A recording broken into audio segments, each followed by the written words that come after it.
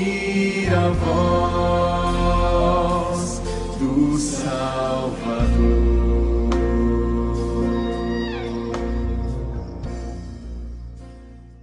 Abra a tua Bíblia no livro de Jó, capítulo 1, o início do livro de Jó. É esse o texto que o Senhor escolheu para que nós viemos a meditar nessa noite. Vamos ler apenas 3 versículos. Jó, capítulo 1, versículos 6, 7 e 8. Vou guardar até que todos encontrem. Jó, capítulo 1, versículos 6, 7 e 8. Como são apenas 3 versículos, vou ler os 3 versículos, os irmãos acompanhem, por favor. No dia em que os filhos de Deus vieram apresentar-se perante o Senhor, veio também Satanás entre eles. Então perguntou o Senhor a Satanás: de onde vens? Satanás respondeu ao Senhor e lhe disse: de rodear a terra e passear por ela. Perguntou ainda o Senhor a Satanás: observaste o meu servo Jó? Porque ninguém há na terra semelhante a ele, homem íntegro e reto, temente a Deus e que se desvia do mal. Repetindo essa última parte do versículo 8. Porque ninguém há na terra semelhante a ele, homem íntegro e reto, temente a Deus e que se desvia do mal. Amém. Como o irmão Benigno disse agora há pouco, o culto de hoje é dirigido pela UPH, União Presbiteriana de Homens, aqui da igreja. E o Senhor me orientou a trazer uma mensagem voltada para os homens. Não que não sirva também para as mulheres, para os jovens, mas especialmente para os homens que estão presentes aqui na igreja hoje, aqui no templo hoje. E para que a gente possa aguçar um pouquinho a nossa meditação, antes de entrar no texto, eu gostaria de fazer uma perguntinha para você ficar pensando aí. O que você colocaria no seu currículum vitae? Que tipo de informações você colocaria para apresentar-se a alguém em busca de um emprego, em busca de uma outra atividade, uma espécie de um currículo, uma apresentação sua? Quais seriam as informações que você colocaria nele? As suas qualidades, em que você é bom, quais são as suas virtudes? Vai pensando nisso aí, vai meditando nisso aí, quais são as suas qualidades, em que você é bom. Enquanto isso, nós vamos entrar no texto aqui. Esse texto é bastante conhecido, texto que fala a história de um homem bastante conhecido. Alguns dizem que talvez não seja um personagem real, outros dizem que, como não sabemos traçar exatamente o período em que ele viveu, é um pouco mais complicado também imaginar qual o tamanho da riqueza de Jó. Mas o certo é que Jó foi o homem mais rico, pelo menos da sua região, no seu tempo. A maioria dos teólogos classificam que Jó viveu ali no período entre Noé e antes de Abraão. Nós não temos certeza exata dessa data, mas vamos imaginar isso. Um homem que viveu ali numa região onde hoje é o Iraque, pertinho também de onde veio Abraão, uma região habitada na época, e ele viveu naquele período, naquele tempo, sendo um homem muito conhecido, muito famoso e muito rico na sua região, na sua época. E Jó entrou para a história justamente por ser esse homem que passou por uma experiência complicada, difícil, e que talvez nenhum de nós aqui presente teríamos a atitude, ou conseguiríamos imaginar a plenitude desse sofrimento de Jó. Os irmãos não estranhem me ver bebendo muita água? Bom eu avisar. O pessoal da célula já está mais acostumado, mas eu tenho bastante, por causa da enfermidade que eu tive há 4 anos atrás, muitos irmãos acompanharam aqui, eu tenho bastante necessidade de ficar bebendo bastante água. Então não estranhe, em cada 2 minutos eu estar com um copinho d'água na mão aqui, por favor. Então Jó, ele teve essa experiência com Deus, muito forte, muito grande, mas eu não vou tratar aqui da história de Jó necessariamente, não vou falar de tudo que ele passou, das dores, dos sofrimentos, das enfermidades, de ter perdido o filho, de ter perdido todos os bens. Isso aí acredito que todos nós já temos ouvido alguma pregação por aí, já lembramos bem disso. Mas o que eu quero me ater é o currículo de Jó. Eu quero falar hoje daquilo que foi dito pelo próprio Deus sobre Jó. É interessante, esse mesmo texto ele se repete 2 vezes nesse mesmo capítulo. No início, quando o autor do livro escreve sobre Jó, fala: havia um homem na terra de Uz, cujo nome era Jó, homem íntegro e reto, temente a Deus e que se desviava do mal. E depois, no versículo de número 8, quando Deus está ali conversando com Satanás, né, na parte da história que nós lemos, ele diz: olha, você viu Jó, homem íntegro, reto, temente a Deus e que se desvia do mal. Esse é Jó. Este é o homem que nós vamos meditar nessa noite. Esse é o homem que nós queremos entender um pouquinho do seu temperamento. É interessante quando é falado dele que ele é um homem íntegro e reto. Automaticamente já vem na nossa mente a ideia de caráter. Um homem que tem caráter, um homem que tem integridade, um homem que tem retidão. E como eu propus aqui de nós nos espelharmos em Jó e tirarmos dele, da história dele, alguma riqueza para as nossas vidas, eu gostaria de trazer você agora a pensar nisso, em como sermos homens, pessoas, né, no caso das irmãs aí também, englobando todo mundo agora, pessoas íntegras e retas, pessoas de caráter, em pelo menos 3 coisas, que eu gostaria só de trazer a nossa meditação. Primeiramente, como bons chefes de casa. Temos sido pessoas de caráter dentro da nossa casa? Temos sido bons pais, bons maridos, bons vizinhos, bons despenseiros do lar? Temos cuidado da nossa família de forma que possamos receber esse título de íntegros e retos? Nossos filhos podem olhar para nós e dizer: vejo integridade no meu pai, vejo integridade na minha mãe, vejo retidão na vida deles, vejo que eles são pessoas dignas de serem seguidas, são pessoas que eu gostaria de imitar, são pessoas que eu gostaria realmente de ver eles muito mais próximos de mim. Algo que nós devemos pensar nessa noite. Integridade, retidão, como chefes de casa. Além disso, também na nossa vida profissional, como os patrões, ou talvez como empregados, temos retidão, temos integridade na nossa vida profissional. Você que é profissional liberal, você pode ser tido, conhecido na praça como uma pessoa íntegra, como uma pessoa reta, uma pessoa que realmente se dedica à sua profissão e é o melhor profissional da sua área. Não precisa responder, apenas vai meditando. Tem algumas meditações ainda, até chegarmos no último ponto aqui. Mas, na nossa vida profissional, nós somos essa pessoa que pode receber esse título. Eu posso colocar no meu currículo que eu sou um profissional íntegro. Eu sou um profissional reto. Eu realmente não aceito barganha, eu não aceito coisas que vão causar prejuízos ou que vão causar alguma mancha à minha integridade. Não aceito fazer negócios que não são negócios amparados pela lei. Será que eu posso dizer isso da minha vida profissional? Você pode dizer isso? Você tem trabalhado isso na sua vida? Continuando falando da integridade, da retidão, continuando falando do caráter que Jó nos inspira aqui. Temos sido bons cidadãos? Eu falei dentro de casa, eu falei no trabalho.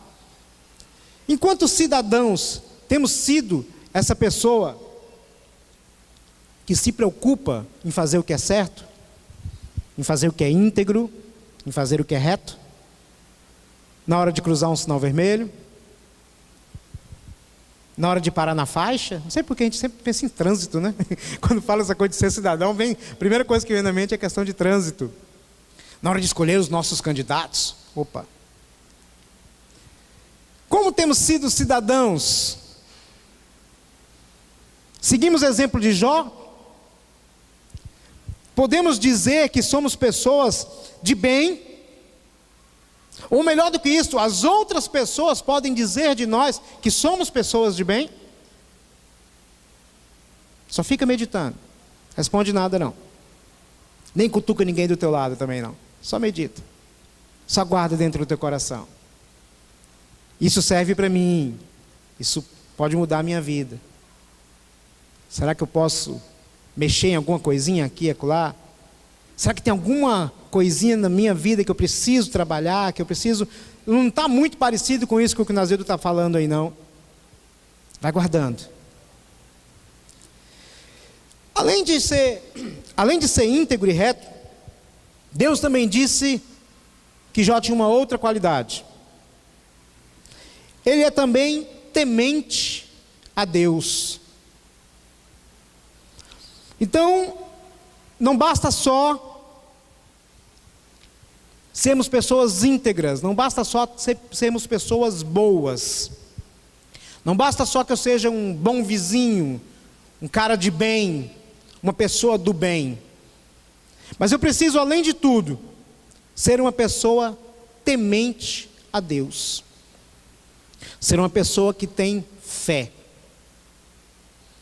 Alguns anos atrás nós tivemos uma experiência muito forte na nossa família, e eu já falei isso várias vezes, na célula principalmente, que foi quando eu consegui entender o que era fé.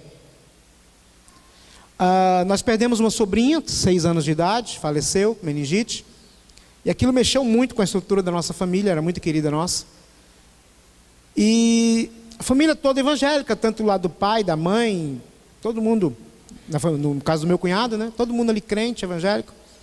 Mas no momento daquela perda, no momento daquele sofrimento, primeiro ela teve morte encefálica, ficou 15 dias ainda na UTI do hospital de base, aquele sofrimento todo, e gente orando para cá e orando para lá, e veio o pastor não sei de onde, querendo que ressuscitasse a criança, aquela coisa toda, aquela dificuldade dentro da família, orando até de madrugada, e ali Deus trabalhou muito no nosso coração, e algumas vezes eu tentei falar isso ainda para a família, algumas vezes fui compreendido, outras não, que fé é justamente, não é necessariamente você acreditar que Deus pode mudar uma situação.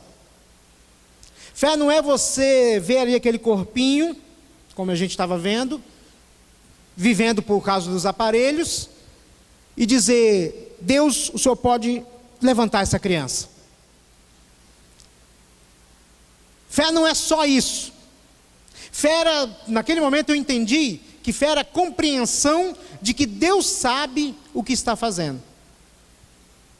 Doeu, machucou, tratou várias coisas na família, mas ali Deus nos mostrou que temer a Deus é mais do que acreditar que Ele faz milagres, mas temer a Deus é confiar do que o que Ele está fazendo é o melhor para as nossas vidas.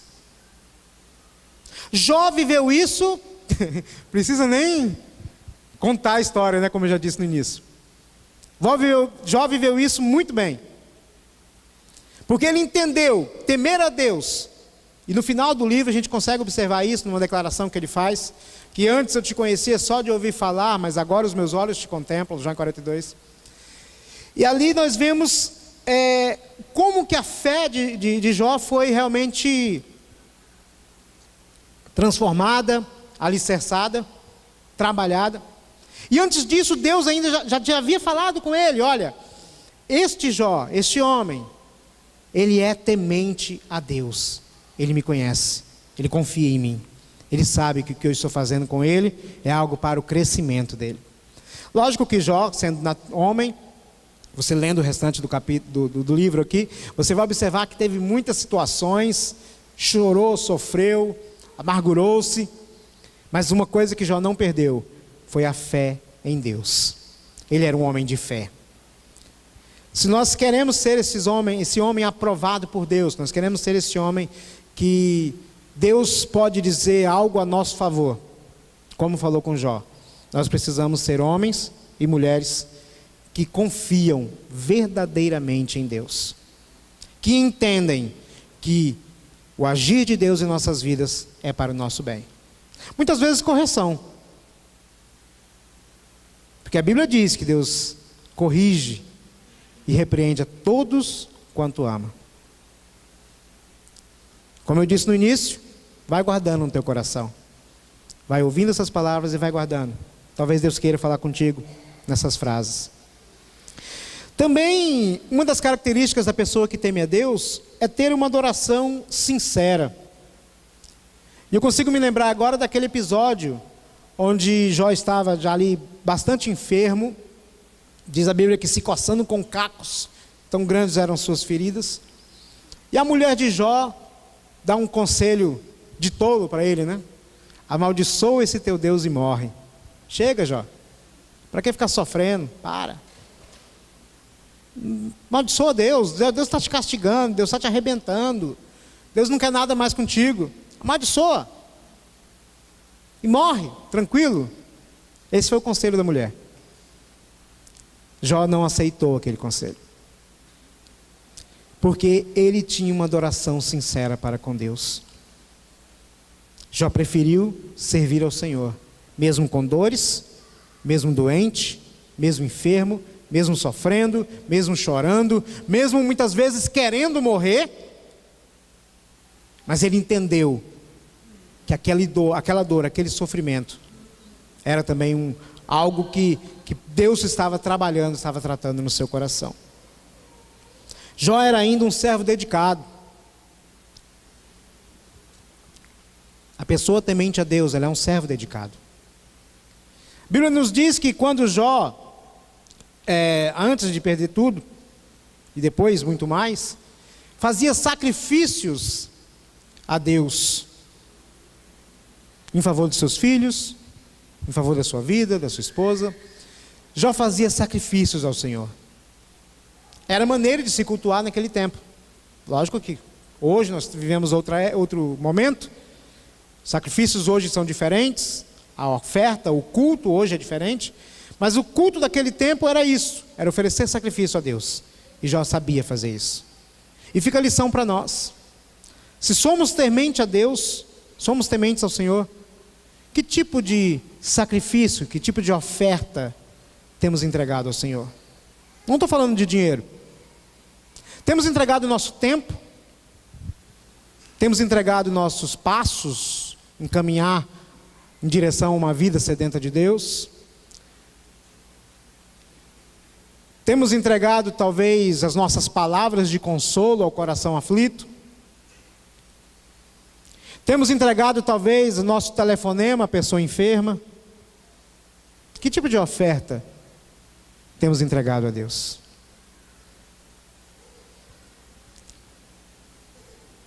Ainda encerrando, o terceiro ponto que Deus fala de Jó, terceira qualidade de Jó. Ele desviava-se do mal. Era um homem que possuía fidelidade.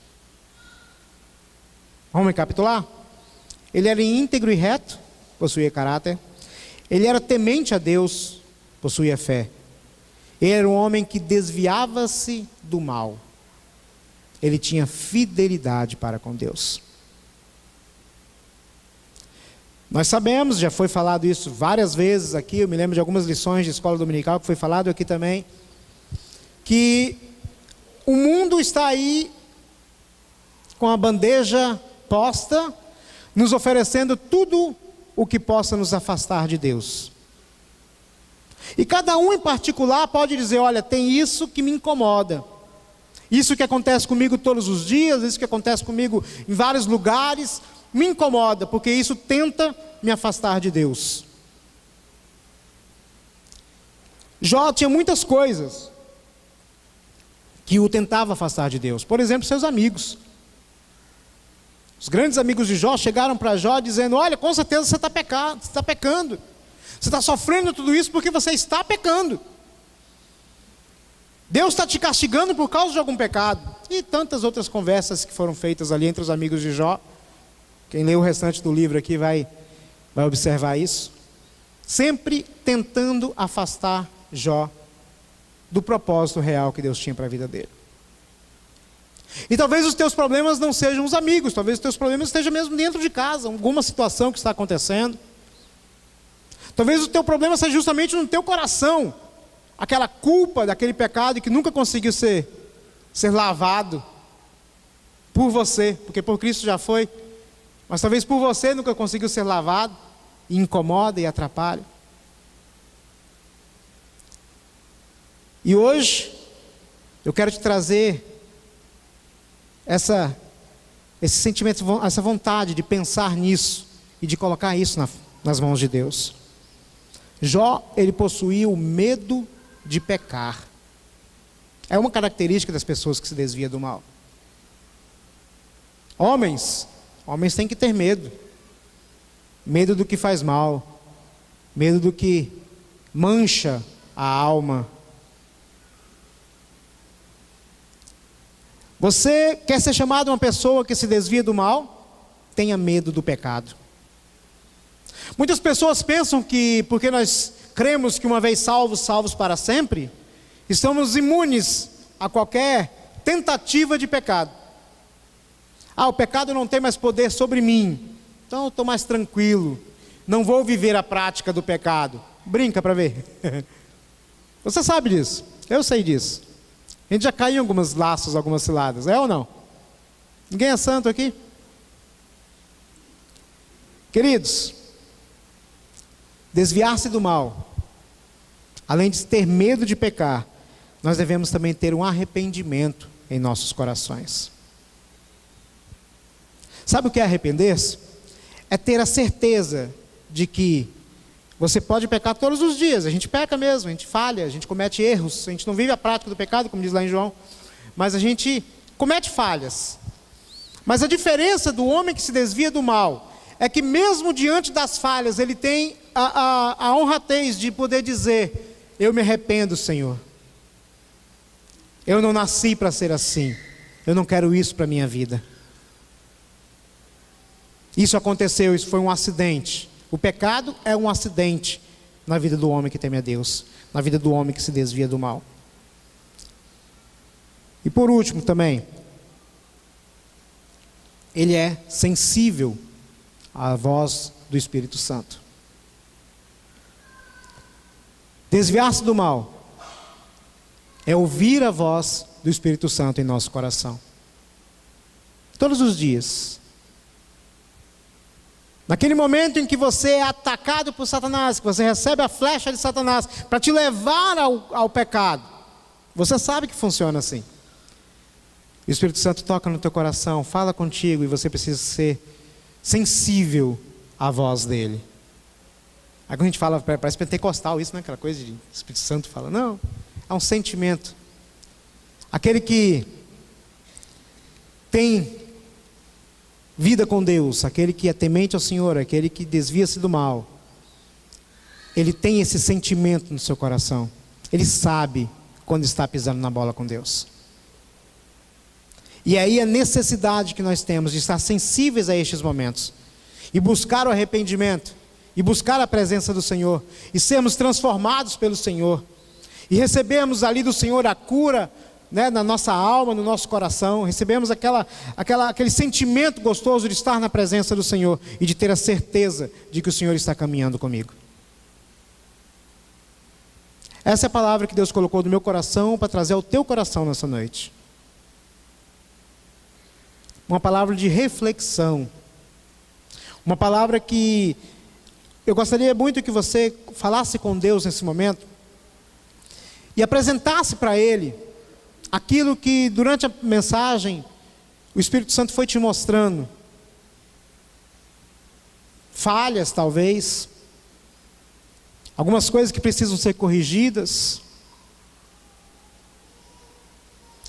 E o meu pedido a Deus nessa noite é que você possa fazer essa oração com sinceridade, entregar nas mãos do Senhor, e receber no seu coração uma cura do Senhor na tua vida, uma verdadeira transformação. Acredito que todos aqui já conheçam a verdade do Evangelho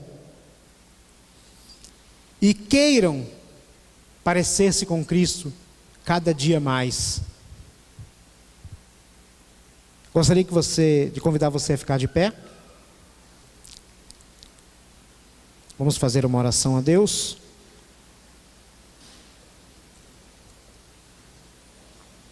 E logo que acabarmos essa oração, eu gostaria de chamar o presidente Manuel, depois da oração, para que ele venha convocar todos os homens, é isso, Manuel? E estarmos juntos aqui para cantarmos o hino da UPH. Existe um versículo na Bíblia, bastante conhecido, 2 Timóteo 2,15, onde diz: procura apresentar-te a Deus aprovado, como obreiro que não tem do que se envergonhar e que maneja bem a palavra da verdade. Jó foi aprovado pelo Senhor. O convite desta noite é que nós sejamos aprovados pelo Senhor também. Que as nossas atitudes, não que Deus olhe nossas atitudes, mas que sejam atitudes de pessoas aprovadas, né, ao Senhor. Deus não precisa que as nossas atitudes para que nós sejamos aprovados, não é isso que eu quero dizer. A graça dele nas nossas vidas faz de nós aprovados através do sangue de Cristo, salvos no sangue de Cristo. Mas esse aprovado aqui no sentido de aperfeiçoado, de cada vez melhor, cada vez mais parecido com Ele. Amém?